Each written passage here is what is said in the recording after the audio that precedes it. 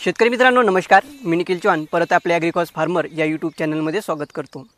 मित्रांनो, सोयाबीन आणि कापूस हे खरीप हंगामातील आपले दोन महत्त्वाची पिकं आहेत, परंतु सध्याच्या परिस्थितीमध्ये या दोन्ही पिकांमधून आपल्याला पाहिजे तसा नफा मिळत नाही आहेत किंवा काही शेतकऱ्यांना हे पीक तोट्यामध्ये जात आहेत।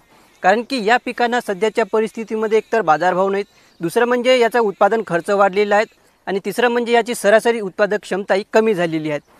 त्यामुळे ही जी दोन पिकं आहेत तर ती तोट्यामध्ये चाललेली आहेत। सोयाबीन पिकाचं जर पाहिलं तर सोयाबीन पिकाची सरासरी उत्पादकता आता 7 ते 8 क्विंटलवर आलेली आहेत आणि याचा बाजारभाव मिळत आहे 4,000 रुपये क्विंटल आणि याचं उत्पादन खर्च आहेत 20 ते 21,000 रुपये प्रति एकर।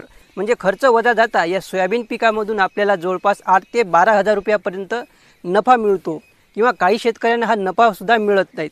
त्यानंतर कापूस पिकाचं जर पाहिलं तर कापूस पिकामध्ये लागवडीचा खर्च खूप जास्त झालेला आहे। एकरी आपल्याला जवळपास 35 ते 40,000 रुपयापर्यंत कापूस पिकामध्ये सध्या परिस्थितीमध्ये खर्च येतो आहे आणि याची उत्पादन क्षमता जवळपास 8 ते 9 क्विंटलपर्यंत आहेत। बाजारभाव जे आहे तर ते 7,000 आहेत। म्हणजे खर्च वजा करता आपल्याला फक्त 15 ते 20,000 रुपये कापूस पिकामधून मिळते, तेही फक्त 4 ते 5 महिन्यामध्ये।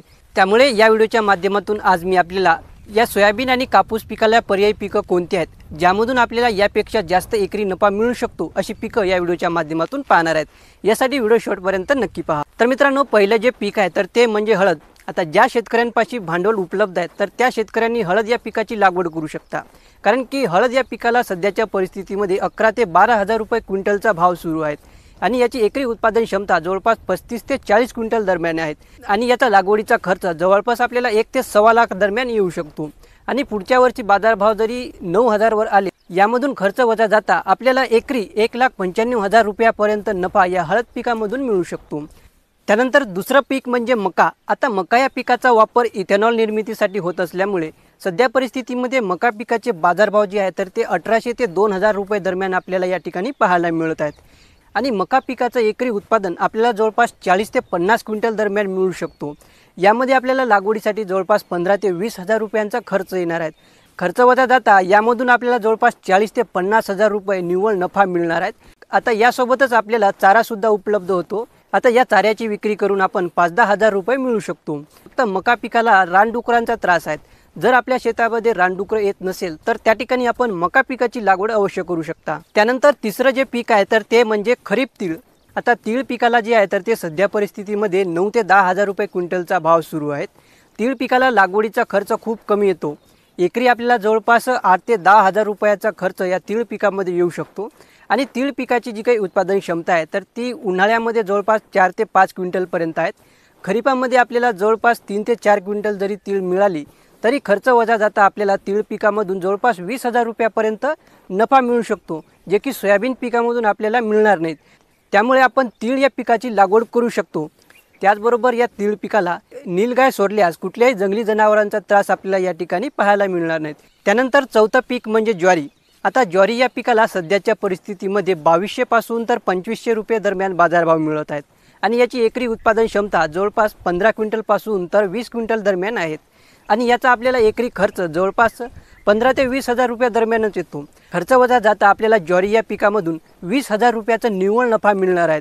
सोबतच आपल्याला यामधून 5 ते 10,000 रुपयाचा कडबासुद्धा मिळणार आहे। त्यामुळे ज्वारी हे पीकसुद्धा सोयाबीन पिकाला पर्यायी पीक या ठिकाणी ठरणार आहे। त्यानंतरचं पीक म्हणजे मूग। तर मूग या पिकाचे आपल्याला सध्या परिस्थितीमध्ये 7,000 रुपयापर्यंत बाजारभाव पाहायला मिळत आहेत।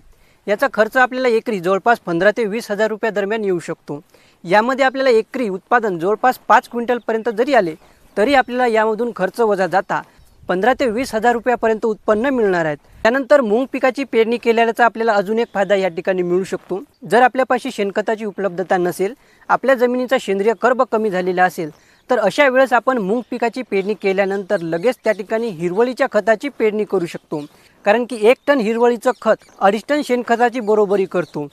यामुळे आपल्या जमिनीमधील सेंद्रिय कर्बाचं प्रमाणसुद्धा वाढेल आणि आपली एकरी उत्पादन क्षमतासुद्धा या ठिकाणी वाढणार आहे।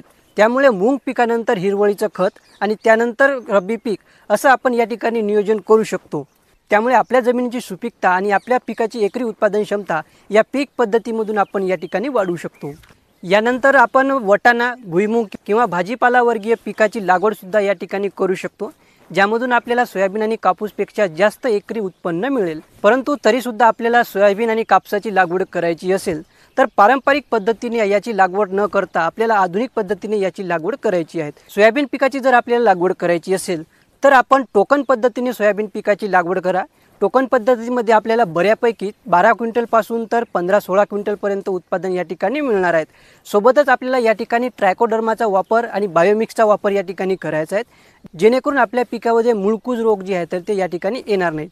आणि जर आपल्याला कापूस या पिकाची लागवड करायची असेल तर या ठिकाणी आपण हलक्या ते मध्यम जमिनीमध्ये हाय डेन्सिटी म्हणजे अतिघन लागवड पद्धतीने याची लागवड करू शकतो। यामधून आपल्याला जवळपास 10 क्विंटलपेक्षा जास्त उत्पादन यामध्ये मिळणार आहे। जर आपल्या जमिनीमध्ये पाणी साचून राहत असेल तर त्या ठिकाणी आपण बेड पाडून या बेडवर कापूस पिकाची लागवड करू शकता। अशा पद्धतीने जर आपण कापूस पिकाची आणि सोयाबीन पिकाची लागवड केली तर आपलं एकरी उत्पन्न वाढण्यासाठी यामध्ये मदत होणार आहे। तर या व्हिडिओमध्ये एवढंच। हा व्हिडिओ कसा वाटला खाली कमेंटमध्ये नक्की सांगा। त्याचबरोबर यावर्षी आपण कोणत्या पिकाची लागवड करणार आहेत आणि कोणत्या वाणाची लागवड करणार आहेत ते सुद्धा खाली कमेंटमध्ये अवश्य कळवा। व्हिडिओ आवडला असेल तर व्हिडिओला लाईक करा, नवीन असाल तर चॅनलला सबस्क्राईब करा, जेणेकरून असेच व्हिडिओज आपल्याला या ठिकाणी पाहायला मिळतील। धन्यवाद।